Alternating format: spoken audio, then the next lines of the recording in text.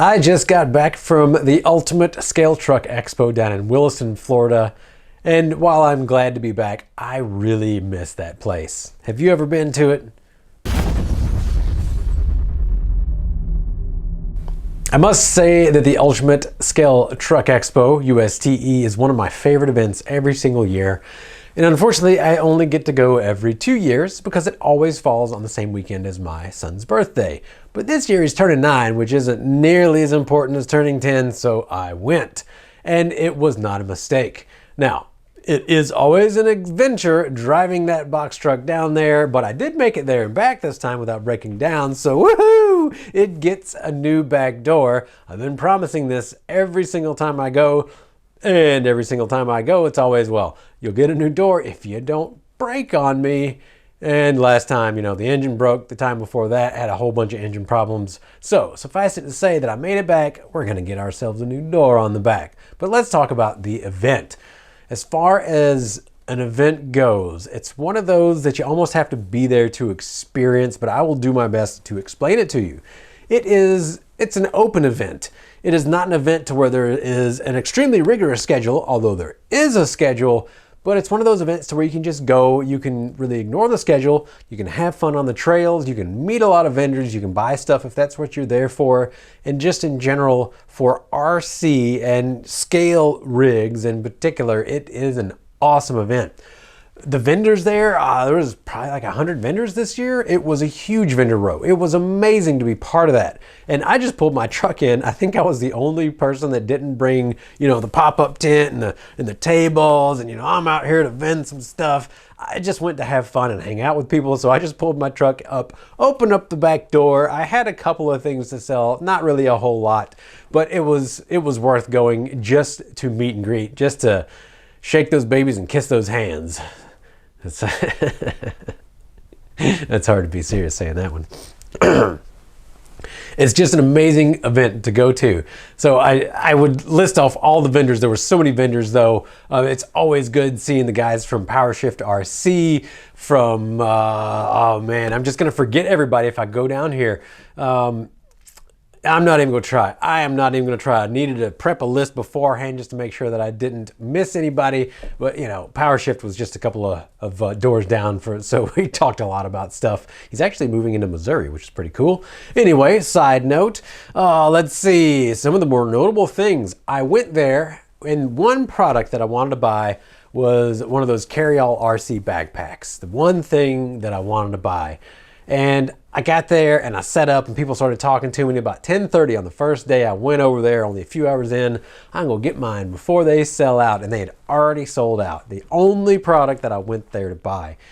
But as nature intended, I actually won one in the giveaways. I usually don't win anything in giveaways. I assume maybe they had enough for everybody to win something this year, but they called my number. I went up there and they said it's a carry-all RC backpack. And I was stoked. I was so hyped, especially after not being able to buy one. I've been wanting one for a couple of years just because it honestly, it looks neat. And I'm always in favor of supporting somebody in the RC realm when they come out with a specialized product like that. Because, you could just get a tactical backpack or whatever and figure it out on your own on how to make it pretty sweet for RC. But these guys have already done it. Plus, they support the events. Plus, they support the people. And they've got all the cool stickers and patches and stuff like that too. So for me, it's kind of a no-brainer. So I was super stoked to win that. I've already got it covered in patches. I've been collecting patches for years, anticipating one of these bags, and I just finally got it back. So that was really awesome. Also got to see the guys from Super Scale.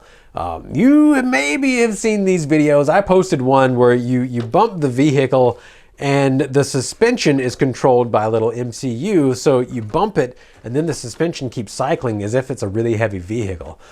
So for scale filming in particular, it makes the rigs look like they're really heavy and full size because the scale of the rig is in 3 dimensions. And so if you have a 10th scale rig, it doesn't only weigh 1/10 of the size, it weighs 1/100th of the size. We can do the math really quick. If you have a cube that is 1 by 1 by 1, and let's say it's 1 gram, this is 1 by 1 by 1 centimeters, and it is water. So we have 1 gram for our 1 scale. For our 10 times larger scale, we would have 10 by 10 by 10. And what is 10 to the, what would be the third power? 10 by 10 by 10? That is 100. So our 10 times bigger cube is now 100 grams versus our 1 gram. So the weight does not scale proportionally with the size well, it scales with volume, but it doesn't scale 1 to 10. So my point is that rigs in small scale just do not react like rigs in big scale. Even if you slow them down on video, it doesn't act the same because the weight doesn't scale right. So what they did at the Super Scale company is they made these controllers that make the suspension look like it's scale. It makes it look like it's heavier, and you go over a corner and you have your body roll, and then instead of just boink bouncing back, you can see on this rig that I got from the event as well that it just boop, it bounces back. But with the Super Scale controller, it would kind of shake back and forth a couple times. You can tune it, you can tune the speed, you can tune the reaction, you can actually tune it to where it just keeps going back and forth. You can actually adjust your ride height as well if you have an extra receiver channel. There's a lot of features in there, so I ended up getting a couple of those controllers from them as well. Really, really cool device. I hope I have time to set it up. They do have files for a TRX4, so I will be able to print those and set it up myself. I went there with 2 projects to work on, and I left with 4 projects to work on, is what happened. I usually go to an event and I tell myself, you're not going to buy any rigs this year. Nope, don't need any more rigs. As you can tell, most of my rigs are still in the vehicle, but I have quite a few rigs, even if a lot of them do need to be worked on. Well, I was part of a private unboxing of this limited edition TF3, Trailfinder 3 from RC4WD, and it just got me on looks. And I've already scratched it up. I'm trying to keep this one nice. It's a rig that I really don't want to just roll over on the rocks. I'm not going to be beating it up like a TRX4, but I got this one not only because it was a limited edition, but it supported my buddy down at RC Orlando, or Orlando Hobbies RC, I believe is the way they say it. Nick down there, RC Jesus, aka just an amazing guy in the hobby. He has been an enthusiast for his entire life. He knows a lot about the hobby. If you ever need some advice and you are not opposed to ordering over the phone through somebody that doesn't live in the same town as you, give them a call. They can definitely help you out.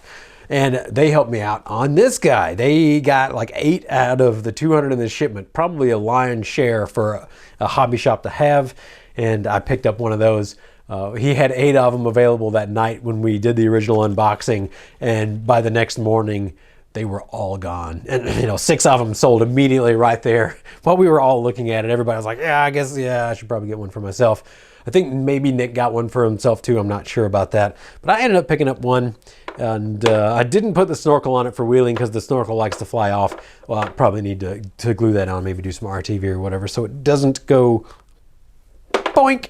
I guess somebody had that happen to where this got caught by something on the trail and then flicked the end of it just out into the woods, and they could never find it. So rig number 1. Rig number 2 that I got was this used rig for a deal of a deal, and let's just take a look. It is based off of a TRX4 Sport. I totally didn't need a new rig, but I saw this one from afar. It caught my eye. I like the color. I like these Power Wagon bodies. And let's see if I can get this off. Yeah, there we go.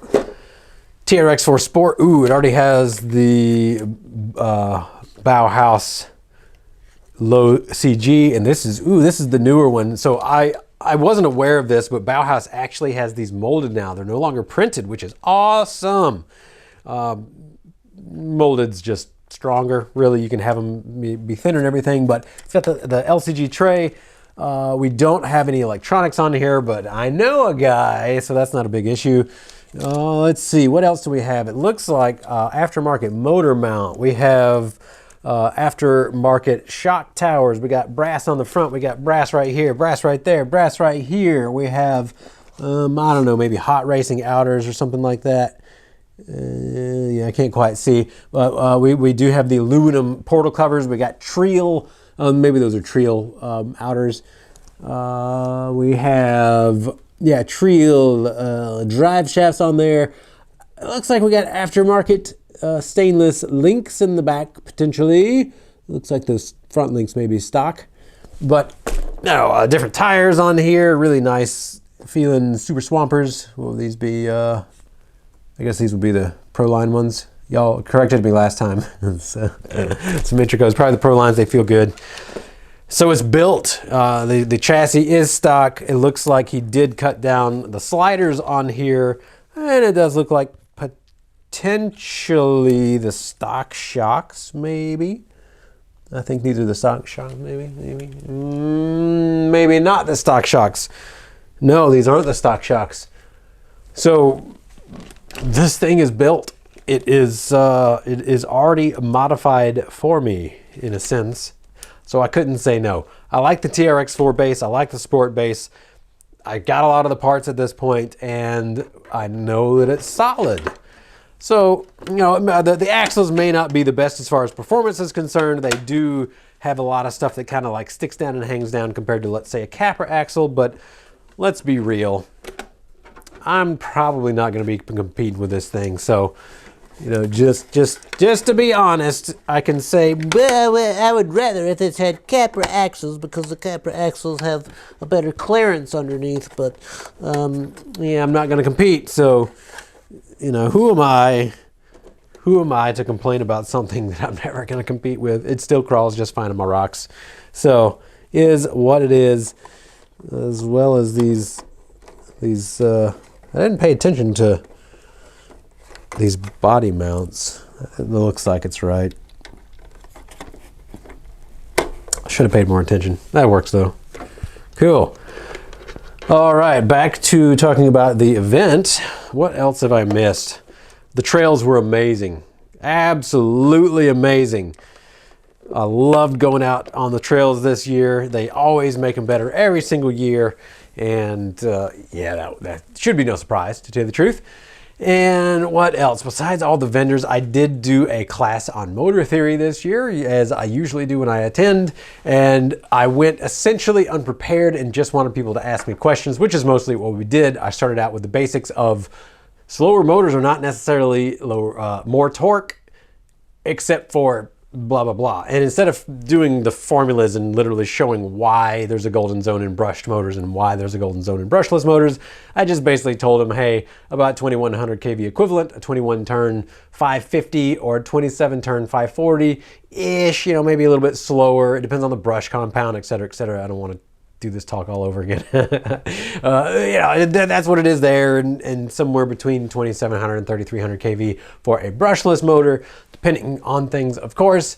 And just moved on and let everybody ask questions. It turned out to be a really good talk, about 45 minutes. We talked about where babies come from. As a matter of fact, if you don't know, when mommy and daddy love each other very much, the stork comes and he sets up an automatic draft from your banking account to the tune of about $300 to $500 a week, and he removes that from your account in exchange for a baby. So if you're not aware of where babies come from, that is the best explanation that I have heard so far, that good old Mr. Stork, he just comes by. So yeah, what else? What else about this event? Like I said, I'll be going down in 2 more years, probably not going to be able to peel Brock away for his 10th birthday. You know, it's kind of a big one. The family probably wants him to be in town, I guess, but you know, we'll see when next year rolls around what happens. And besides that, I can definitely recommend that you go. I hope that this event continues to be on for a really long time. I believe this was the 6th year that they have done it, which is amazing. And yeah, it was just huge. There were so many vendors. There was about 1,000 people there. It was just, I wouldn't say it was mayhem because it was extremely well organized. They did have everything listed as far as times for whatever was going on. But just with that many people, you know, I talked to hundreds and hundreds and hundreds of people while I was there. It kind of becomes a blur, and then you go to your place at night, wherever you're staying. Some people camped out there. We stayed at a place in Wilson called the Tiny Homes. They also have cabins there in whatever it's called, where USTE is hosted. So there's a lot of options for staying. And yeah, you get home at night and you're just so beat. You're sunburnt. You've been talking all day. The voice is hoarse, which I'm still kind of recovering my voice right now. from all the talking. And just a fantastic time. Even got to see some of my friends in South Georgia on the drive down, which was great. It's always a good time for me. So if you weren't there, you should be. If you were there, let me know in the comments. If we said hello, I want to see what your online name is.